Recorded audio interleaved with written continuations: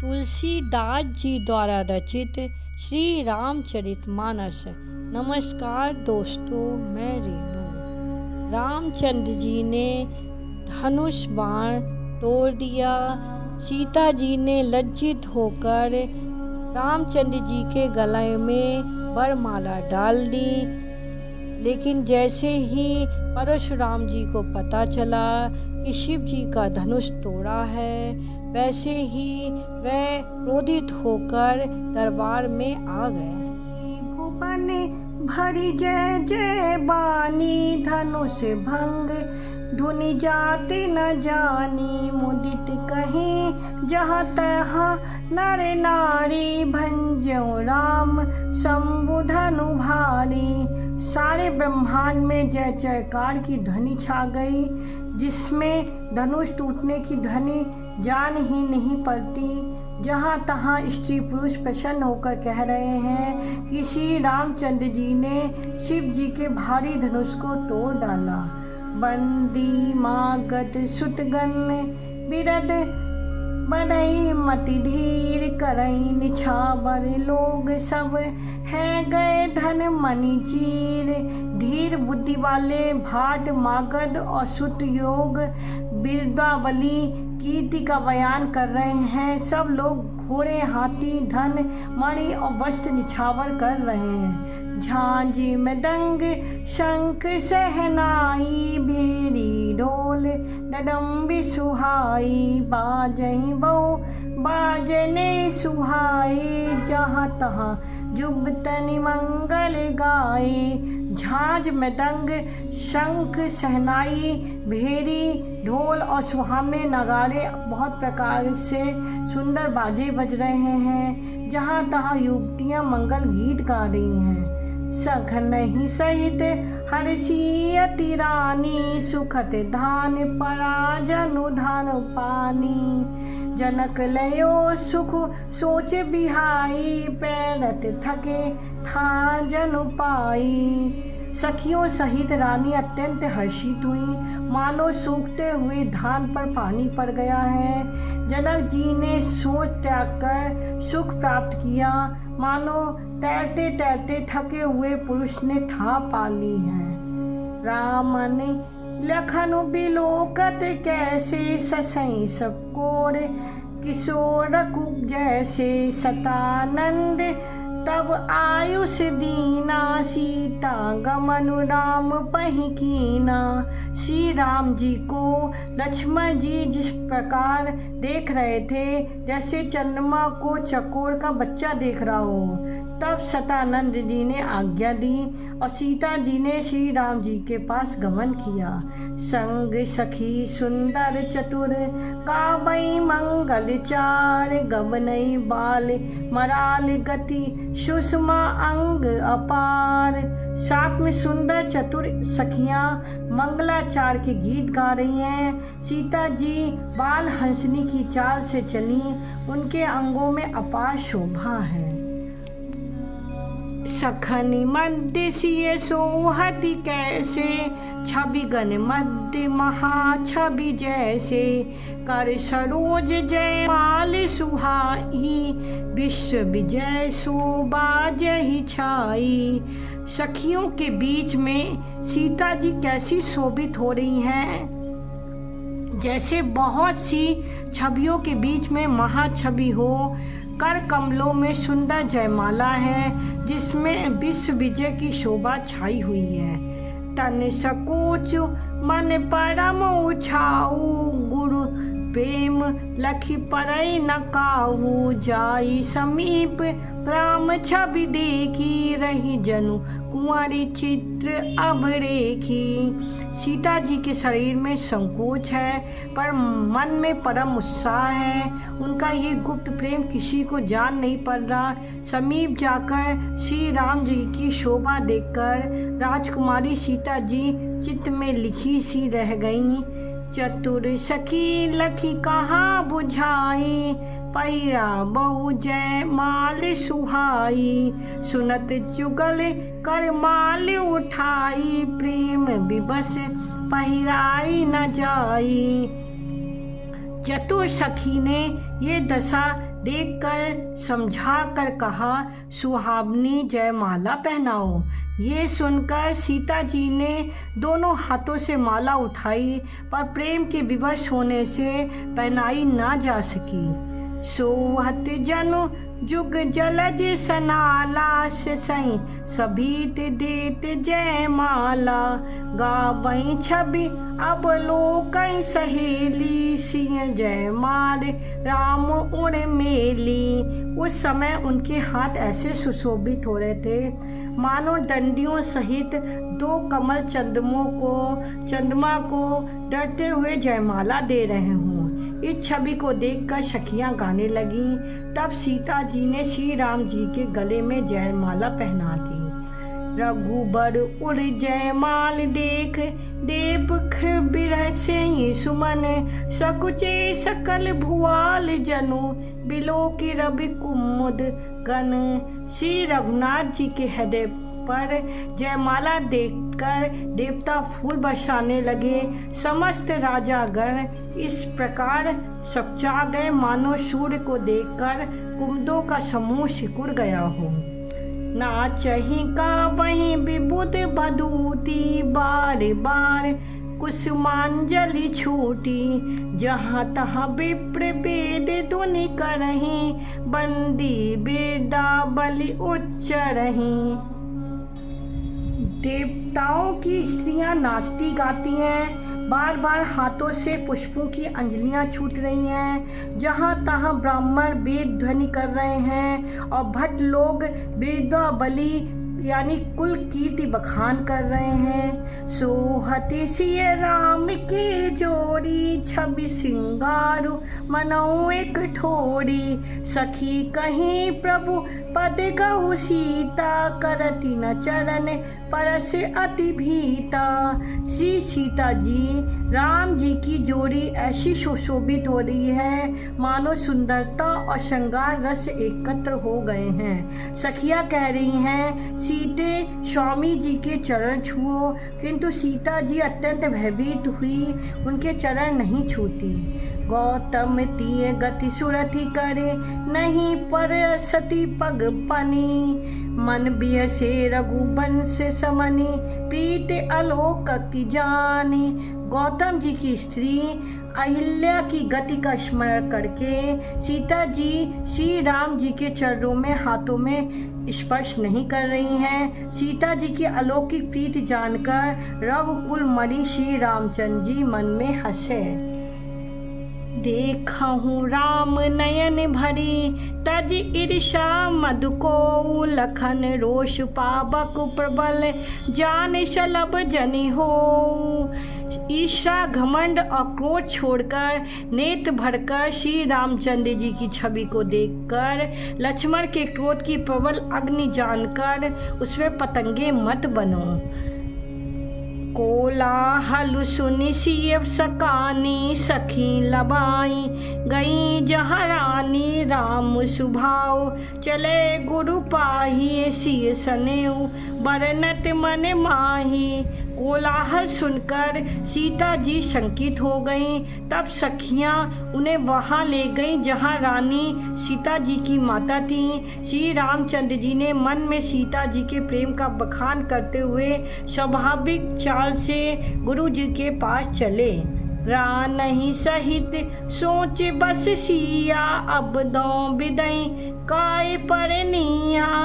भूप बचन सुनि इति उतटा कहीं लखनु राम डर बोल न सकहीं।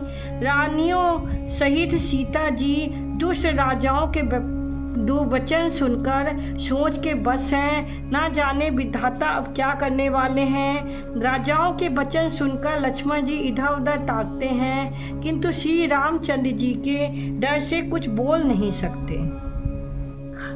अरुण नयन भकुति कुटिल चितवन नपन सकोप मनऊ मत गजनन निरखी सिंह किशोर ही चोप। उनके नेत्र लाल और भौएं टेढ़ी हो गईं। वह क्रोध से राजाओं की ओर देखने लगे, मानो मतवाले हाथियों को झुंड देखकर सिंह के बच्चे को जोश आ गया हो। खर बरु देख बिकल पुर नारी, सब मिल देहि महीपन पारी। तई अवसर सुनि शिव धनु भंगा, आयु भृगुल कमल पतंगा। खलबली देखकर जनकपुर की स्त्रियां व्याकुल हो गईं और सब मिलकर राजाओं को गाली देने लगे। उसी मौके पर शिव जी को धनुष टूटना सुनकर भगकुल कमल के शूर परशुराम जी आए। देखे महीप सकल सकुचाने, बाज झपट जनु लबा लुकाने। गौरी शरीर भूति पहले भ्राजा, भाल विशाल टुपुंड बिराजा। उन्हें देखकर सब राजा सब जा गए, मानो बाज के झपटने पर बटेर लुक छिप गए हों। गोरे शरीर पर विभूति बड़ी फव रही है, विशाल ललाट पर पूर्ण विशेष शोभा दे रहा है। शशि बदन सुहाबा, ऋषि बछ कजुक अरन होई आबा। भगुटी कुटिल नयन ऋषि राते, सहजो चितबत मनऊ रिशाते। सिर पर जटा है, सुंदर मुख चंद्र क्रोध के कारण कुछ लाल हो गया है। भौवें टेढ़ी और आंखें क्रोध से लाल हैं। सहज ही देखते हैं तो भी ऐसा जान पड़ता है मानो क्रोध से भरे हों। वृषभ कंद उर्बाऊ, विशाला चारु जनेऊ। माल मृगुछाला, कटि मुनि बसन तुन दुई भांदे। धनुषर कर कठारु कुल कांदे। बैल के समान कंधे हैं, छाती और भुजाएं विशाल हैं। सुंदर यकोपति धारण किए हैं, माला पहने और मृग चर्म किए हैं। कमर में मुनियों का वस्त्र और 2 तरकस बांधे हैं। हाथ में धनुष बाण और सुंदर कंधे पर फरसा धारण किए हुए हैं। शांत वेशु करनी कठिन बरन जाई स्वरूप। धरि मुनि तनु जनु वीर रसु, आयु जहाँ सब भूप। शांत वेश है परंतु करनी बहुत कठोर है, स्वरूप का वर्णन नहीं किया जा सकता। मानो वीर रस ही मुनि का शरीर धारण करके जहाँ सब राजा लोग हैं वहाँ आ गया है। देखत भृगुपति बेशु कराला, उठे सकल भय विकल भुआला। पितु समेत कही कई निज नामा, लगे करन सब दंड प्रणामा। परशुराम जी का भयानक वेश देखकर सब राजा व्याकुल हो गए और उठ खड़े हुए और पिता सहित अपना नाम कह कहकर सब दंडवत प्रणाम करने लगे।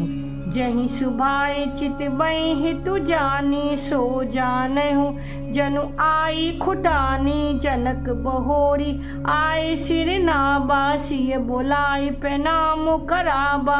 परशुराम जी हित समझकर भी सहज ही जिसकी ओर देख लेते हैं वह समझता है मानो मेरी आयु पूरी हो गई हो। फिर जनक जी ने आकर सिर नवाया और सीता जी को बुलाकर प्रणाम कराया। आशीष दीन सखी हर्षानी, निज समाज ले गई सयानी। विश्वामित्र मिले पुनि आए, पद सरोज मेले 2 भाए। परशुराम जी ने सीता जी को आशीर्वाद दिया। सखियां हर्षित हुईं। वहाँ अब अधिक देर ठहरना ठीक ना समझकर वह सयानी सखियां उनको अपनी मंडली में ले गईं। फिर विश्वामित्र जी आकर मिले और उन्होंने दोनों भाइयों को उनके चरण कमलों पर गिराया। राम लखन दशरथ के ठोटा, दीन आशीष देख भल जोटा। राम ही चितई रहे थकी लोचन, रूप अपार मार मद मोचन। विश्वामित्र जी ने कहा, ये राम और लक्ष्मण राजा दशरथ जग के पुत्र हैं। इनकी सुंदरता जोड़ी देखकर परशुराम जी ने आशीर्वाद दिया। कामदेव जी के भी मत को छुड़ाने वाले श्री रामचंद्र जी के अपार रूप को देखकर उनके नेत्र थकित हो गए। बहुरी बिलोक विदेशन कयूं, कहा अति भीर पूछत जाने अजान जिम व्यापऊ कोप शरीर। फिर सब देखकर जानते हुए भी अनजान की तरह जनक जी से पूछते हैं, कहो ये बड़ी भीड़ कैसी है। उनके शरीर में क्रोध छा गया। समाचार कही जनक सुनाए, जही कारण महीप सब आए। सुनत बचन फिर अनत निहारे, देखे चाप खंड मही डारे। जिस कारण सब राजा आए थे, राजा जनक ने वह सब समाचार कह सुनाए। जनक के वचन सुनकर परशुराम जी ने फिर दूसरी ओर देखा तो धनुष के टुकड़े पृथ्वी पर पड़े हुए दिखाई दिए। अति ऋषि बोले वचन कठोरा, कहु जर जनक धनुष के तोरा।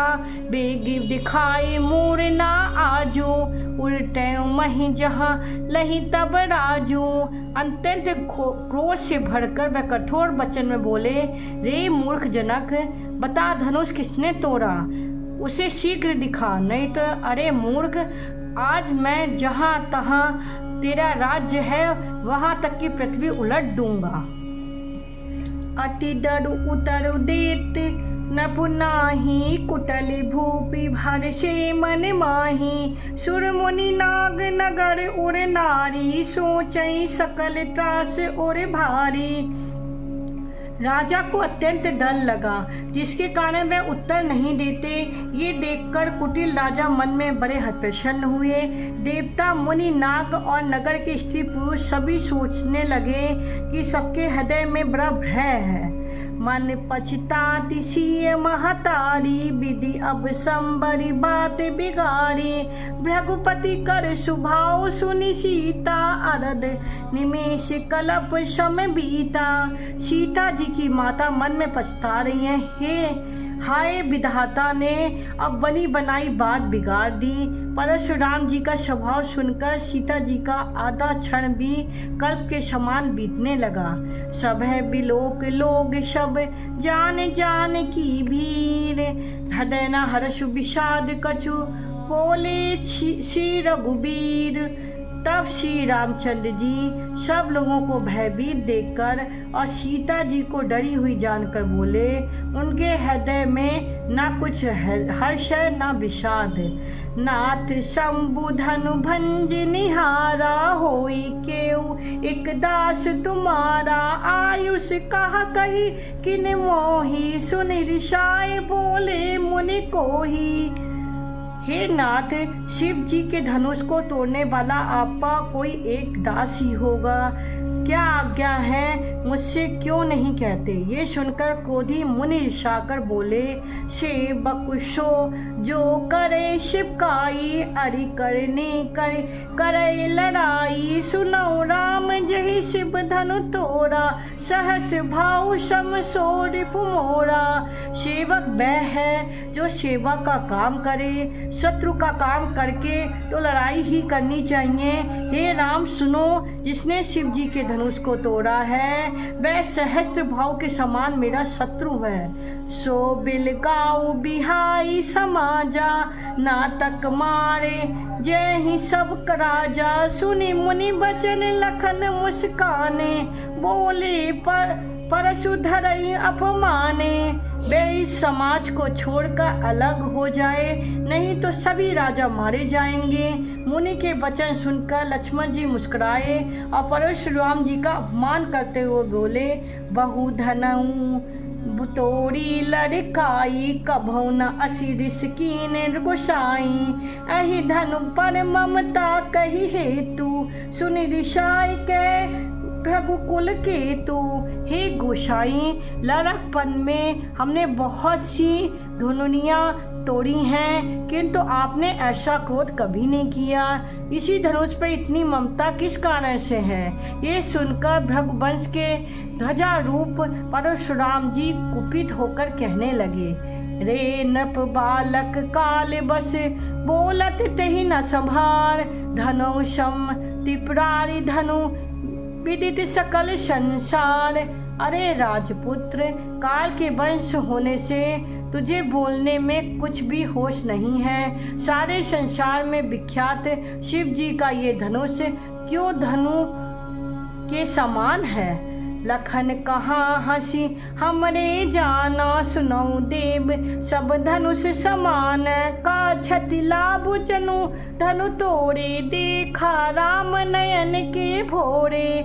लक्ष्मण जी ने हंसकर कहा, हे देव सुनिए, हमारे जान में तो सभी धनुष एक से ही हैं। पुराने धनुष को तोड़ने से क्या लाभ हानि। श्री रामचंद्र जी ने इसे नवीन के धोखे में देखा था। छुअत टूट रघुपति न दोषु, मुनि बिनु काज करें कत रोषु। बोले चितई परसु की ओरा, रे शत सनई स्वभाव न मोरा। फिर ये तो छूटे ही टूट गया, इसमें रघुनाथ जी का तो कोई दोष नहीं है। मुनि आप बिना ही कारण किस लिए क्रोध करते हैं। परशुराम जी अपने फरसे की ओर देखकर बोले, अरे दुष्ट, तूने मेरे स्वभाव को नहीं सुना। बालक बोली बंधऊ नहीं तोही, केवल मुनि जड़ जानई मोही। बाल ब्रह्मचारी अति कोई, विश्व विदित क्षत्रिय कुल तोही। मैं तुझे बालक जानकर नहीं मारता हूँ। अरे मूर्ख, क्या तुझे मेरे मुनि को नहीं जानता। मैं बाल ब्रह्मचारी और अत्यंत क्रोधी हूँ। क्षत्रिय कुल का शत्रु तो विश्व भर में विख्यात हूँ। भुज बल भूमि भूप बिनु कीना, विपुल बार मही दे बन दीना। सहस बाऊ भुज छेद बिहानिहारा, परशु बिलोक महीप कुमारा। अपनी भुजाओं के बल से मैंने पृथ्वी को राजाओं से रहित कर दिया और बहुत बार उसे ब्राह्मणों को दे डाला। हे राजकुमार, सहस्त्र बाहु की भुजाओं को काटने वाले मेरे इस फरसे को देख। मातु पितहि जनि सोच बस, करस महिष किशोर। गर्भन के अर्भक दलन, परसु मोर अति घोर। अरे राजा के बालक, तू अपने माता पिता को सोच के बस में ना कर। मेरा फरसा बड़ा भयानक है, वह गर्भों के बच्चों को भी नाश करने वाला है।